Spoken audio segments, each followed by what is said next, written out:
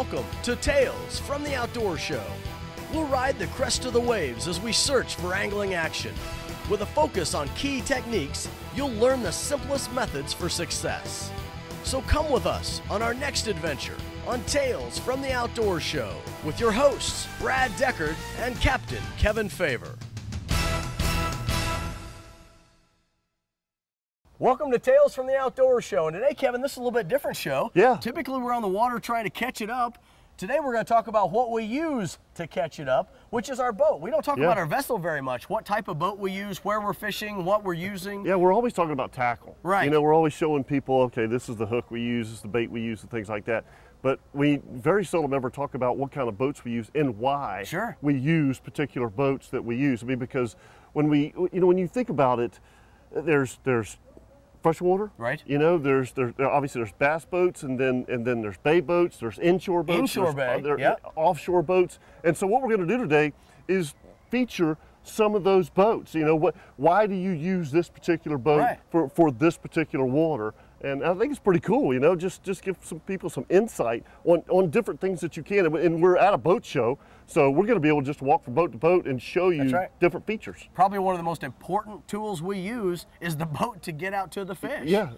I mean, like you said, though, but why do we use that boat? That's right. You know, I mean, why is it that, like, the boat that we're using in Northeast Florida, which has probably become the most popular boat, which is a bay boat, what we call a bay boat. Sure. And I actually, years ago, I was in one of the very first bay boats, and it was called a hydroskiff. It was made by Hydrosport, and it was one of the very first bay boats. And man, since then, bay boats have become the rage.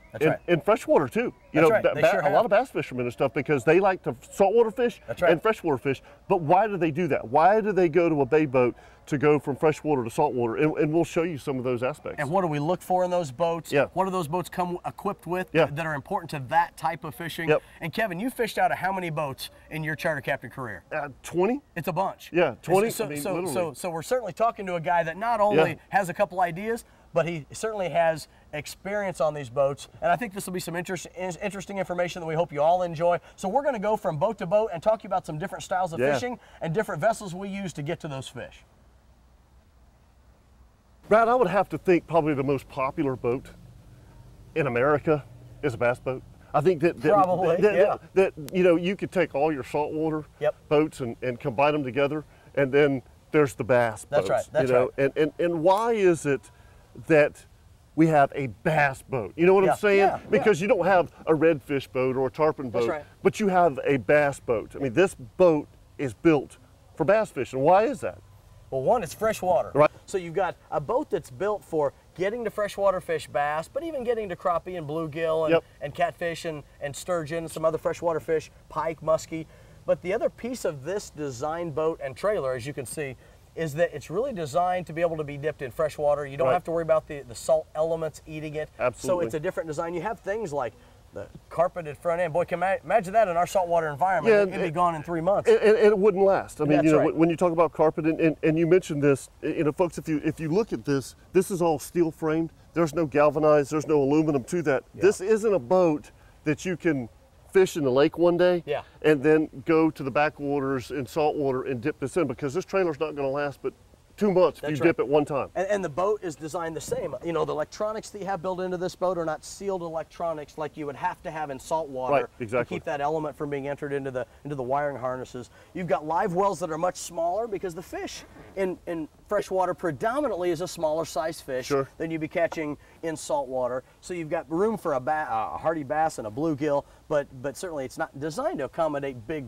redfish, or certainly offshore pelagics that are big 48-inch long type of fish. Right, and the next thing that you'll take into consideration is your trolling motor. Yeah. Those, you know, again, you're talking about a freshwater bass boat, and that trolling motor is designed for freshwater. So to kind of wrap up the bass boat, if you're going to fish freshwater, you can buy this boat. Absolutely. But if you can't take this boat and say, okay, well, today we're going to go in the backwater and the saltwater and fish for redfish, trout, and flounder, because this boat's not designed for that. Don't do this. The great thing about this boat in freshwater is it's designed for speed. Yep. It's designed for comfort. There are a lot of comfort features that you and I are like, whoa, look at this soft, comfy seat. Yeah. Unfortunately, this thing would last about 6 months in saltwater and it'd be rotted out, but this is awesome. Very comfortable boat, designed for speed. Boy, these guys like to get to the spots in a hurry, skim across a pretty calm water for the most part. Sure. Freshwater is typically calm.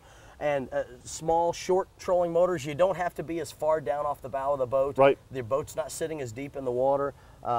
Very different freshwater element, but certainly if you're in freshwater, this is a wonderful fishing vessel. This is the boat you're looking for. Brad, we went from the freshwater, but now we're going to go to the backwaters. Yes. We're going to talk a little bit more of what you and I do, you know, when we talk about saltwater boats. And in this particular boat, when you think about, okay, I just want to fish backwater, redfish, trout, flounder, sheep's head, black drum. You know, I want to do that. I want to fish saltwater, I want to fish backwater. This is the type of boat that you're looking for. This is not an offshore boat. That's right. Okay, you're not going to venture offshore. You're going to fish the creeks. You're going to fish, you know, the bays, things like that. But this boat is built to go in salt water. This boat was the perfect design for me when I moved from a freshwater environment, when I moved down from Indiana, and I wanted to get introduced to the saltwater environment. I knew I wanted to fish something that I could control, which didn't include offshore at that time. I needed some experience, but I wanted some game fish. I wanted something that was very much like what I had done in freshwater, and I went to a flats, inshore, skinny style boat like this.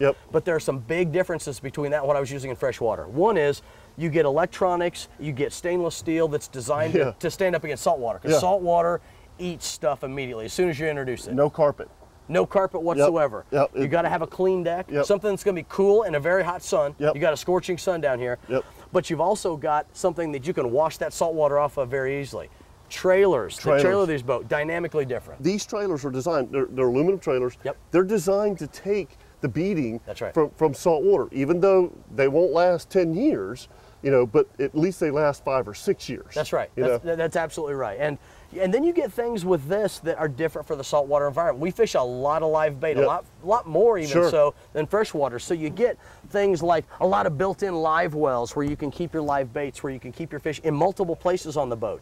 You've got a lot of exterior rod holders because we use bigger, taller rods than you do in freshwater. Yeah, great sight fishing platform. But certainly has an opportunity to hold the weight of you while you're push poling across the back of the boat. A little bit larger motor than sometimes we see on smaller size boat, but certainly this boat is not a freshwater 250 built for speed, because you still have to be able to take a little bit of wake in a saltwater environment. And you don't want the weight. You want to be able to go in that 6 to 8 inches of water. Absolutely, that's right. So poling platforms are very important on a small saltwater, skinny water boat.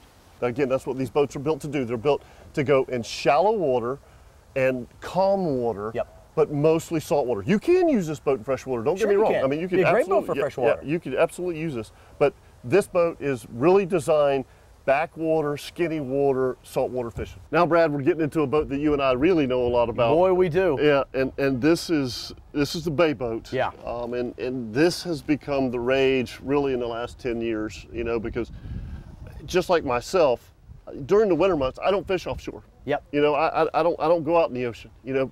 So I want to be able to fish inshore during the winter months, but then 70% of the time during the summer months when it's nice and calm, I like to be able to go offshore. And they started making these bay boats, which is basically a combination. It's a hybrid boat. It's basically a flats boat on steroids. That's a great description. You know, and these boats are perfect for guys that are, you know, that live on the coast and they want to inshore fish one day and then be able to go offshore, have that ability to go offshore. But there's so many things about this boat that make it an offshore boat. That's right. You know, because of the way that it rides, the live wells. Absolutely. I mean, you know, just think about the difference in the size of that live well where we just went from the inshore boat, which was what, probably 3 gallons? This is probably 10 times that. You're looking at a 40-gallon live well in many cases. Absolutely. You know, so there's really a lot of aspects to these bay boats that are perfect for guys that live on the coast. And a big part of that is all built in the bow. It's the V. You've got a bigger V, you can take more weight, you've got a heavier boat, so it's more stout. Now, the thing everyone needs to remember is when fishing a bay boat, it does limit your backwater experience. Sure like does. The boat we just talked about, which is a very skinny water boat, but it gives you that accessibility to more offshore opportunity with bigger wake, bigger fish. Yeah. If you're going to fish inshore, buy an inshore boat. Absolutely. Okay, if you're going to fish just offshore, buy an offshore boat. Sure. Okay, but this is a combo. You're going to give up a little bit inshore, and you're going to give up a little bit offshore. You're not going to be able to fish when it's 3 to 5. Okay, and you're not going to be able to get in 6 inches of water. That's right. But what a great boat for all purpose. You've got a lot of deck, a lot of walkability with a platform up here. You can mount a trolling motor for inshore use, but you still have that accessibility to get offshore with a deep V to cut through some of those heavy wakes that you get in. No question. So if you live on the coast and you want to be able to do both, if you want to fish inshore and you want to be able to have the accessibility to go offshore, a bay boat's your choice. Now, Brad, we're going to step it up, brother. Yeah, this is big time. Yeah, we live on the coast and we're eat up with offshore fishing. Sure. And you and I, we have a lot of those friends, brother. I mean, that's what they want to do. They want to go offshore. You know, most of the time they want to, you know, wahoo fish, kingfish, cobia fish, big game fish. And when you start talking about that, you start talking about a big, deep V boat. That's right. Obviously, you know, twins. You don't have to have twins, but pushing these big boats, and like you said, for safety. For safety. If one motor goes out, you've got a backup strapped onto the back. Yeah, absolutely. But these are also very heavy boats. In today's offshore boat, you really need to push these boats effectively. Absolutely. Big fuel tanks, so you can get offshore and get back. Yeah. A lot of electronics. You're not only talking about depth fish finders, you're talking about a lot of GPS, data technologies to help locate you via satellite. Including radar. I mean, there's so many things. And then obviously when you're offshore boat, you got to have the good stereo system. Sure. You know, seriously, I mean, you're 20 miles, 30 miles offshore, but I think that so much of this has to do with, if you look at the way it's set up, you work back here. This is where you're working. This is the space you want right here. This is the space you want, and you want to be able to move from side to side. That's right. You've got all your rod holders set up back here. You've got your live well. You can work right here. You know, you would have a downrigger here and a downrigger here, have an outrigger here. And you'd have live rods rigged ready right here to go as soon as you either broke one off or snapped a rod. You had backups right here. You have gaffs ready to go. There's a lot of, all your activity base is right here. You've got your live well ready with live baits. You can relax up front. Yeah. But this is the working space. This is it, man. And when you have when you have an offshore boat, you have to have this. I mean, it's simply. I mean, look at this. If you want to chum fish, you've got a cutting board right here. You can cut up your chum. You can rinse it down. I mean, this is all working space. That's right. To catch fish on an offshore boat. Now, this is a fishing boat. That's right. This is not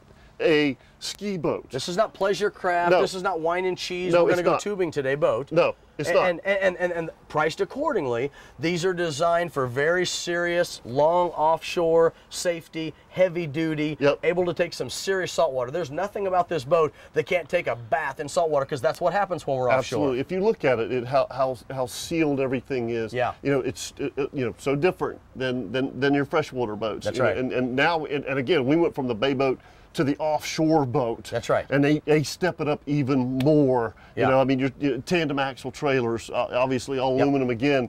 But when you start looking at this boat, this is an offshore fishing boat. No doubt about it. Now, they have started putting some creature comforts in. Sure. That there were times when you and I didn't have that. Of course, you and I might have left the beach in a 16-foot boat and gone offshore a little farther than we should have once upon a time. I didn't do that, Dad. They have things like, they even build a head into these boats now. That's exactly right. Where they have a porta potty built in. They have cushions built for the front, so you can make it comfortable for those that are just riding along with you while the activity's based in the back of the boat. The stereos that are built in, the T-tops, lots of shade cover that come with these offshore boats. All your life jackets and everything up top. A lot of compartments. Put all that stuff away. Still, with the saltwater boats, all your electronics are sealed up. A lot of protection from your wiring.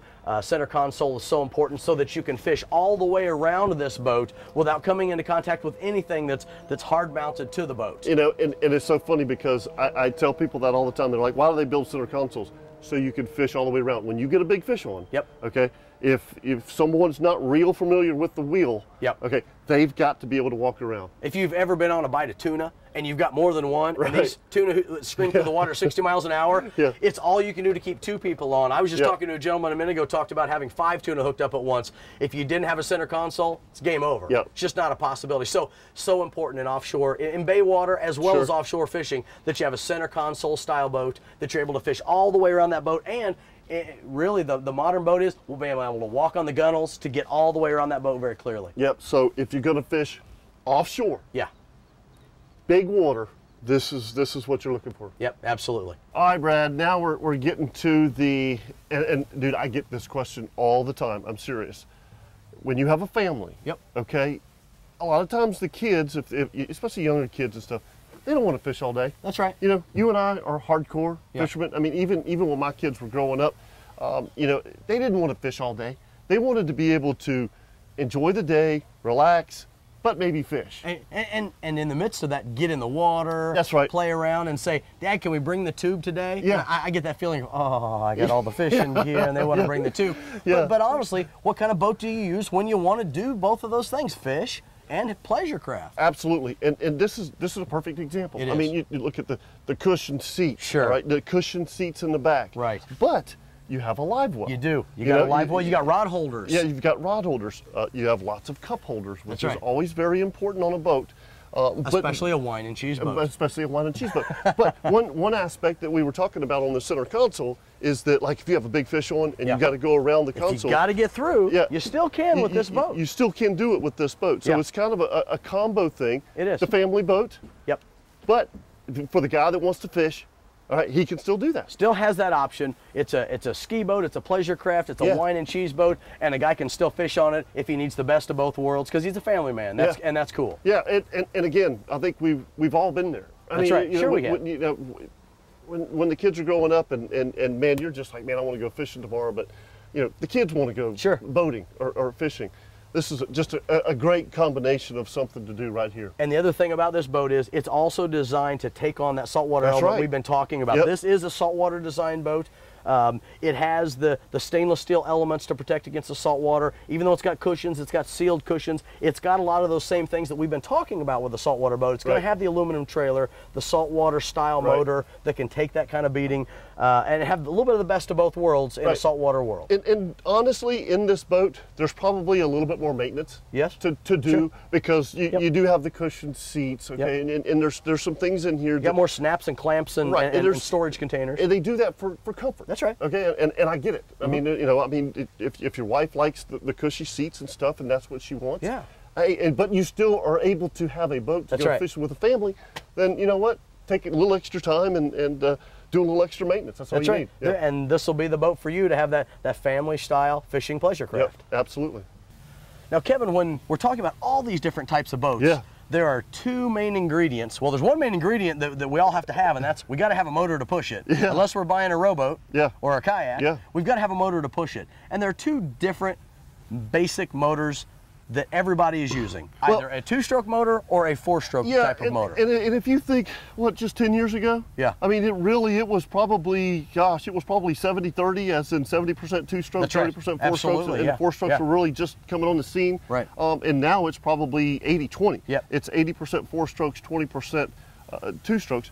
And you know, the biggest reason for that, the first thing that I think about is it takes one aspect completely out of the system, and that's having to put oil in it. Having to deal with the oil reservoir. That's right. I mean, because that's probably some of the biggest problems they ever had on, you know, on the Optimaxes or any of the fuel injected motors was the oil reservoirs. Now they've got all that figured out now, but you know, so many of your boats now have 4-strokes, and why is that? Why? Fuel economy. Okay, is beautiful. Noise level. Big difference. Folks, you can't even imagine. People get on my boat. I have a 300 Verado, and I'm like, you can untie us from the dock, and they're like, aren't you going to turn the motor on? Dude, it's running. I mean, you can't hear it. I mean, literally, quiet, a 300 horsepower Verado Mercury, and you can't hear it. The next thing, just what you talked about, smell. I mean, do you know how many people for years when I had a two-stroke would get seasick because they smelled that motor? Yep. All the time. Because you're burning that oil. You're burning that oil. So it's certainly that four-stroke is cleaner for the environment. Yeah. We know that to be a fact. Yeah. Now the negatives. One of the negatives on the four-stroke, it's heavier. Sure. There's no question that they weigh more than the two-strokes. Yeah. But in my opinion, all of that, everything for the four-stroke outweighs most of what you can do with the two-stroke. Sure. Yeah. Yeah. Absolutely agree. Okay. Big differences. Brad, great example. Four-stroke. Sure. Yep. You know, we just talked about it, the differences in the two-strokes and the four-strokes, and you know, and again, you know, just the things that the four-stroke bring to the table, noise level. Yeah. You know, not having to smell oil. Fuel economy. Ultra low emissions. Ultra low emissions. Yes, they do weigh a little bit more. Yeah. And yes, they are more expensive Sure. than a two-stroke. But again, I think it's well worth it. A lot of benefits. And this has been fun. This has been a blast. I mean, I hope that folks, you know, really learn something and why we use different boats in different waters.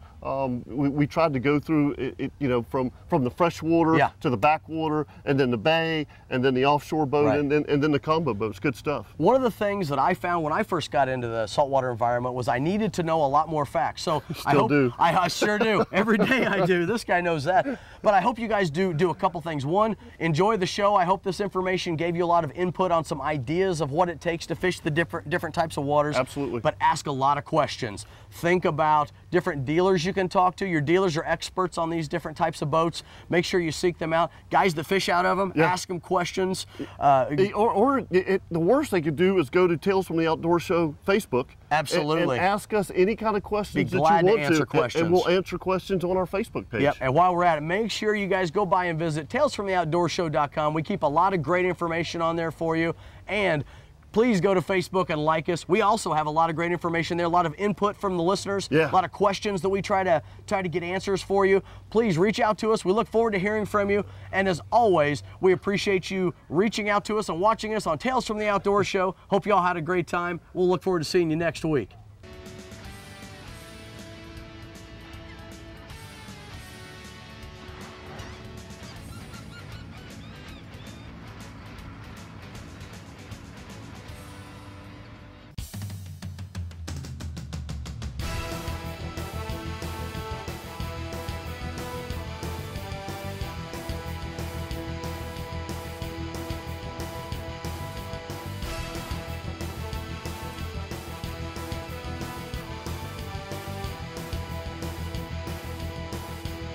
We'll see you next week for more angling action on Tales from the Outdoor Show.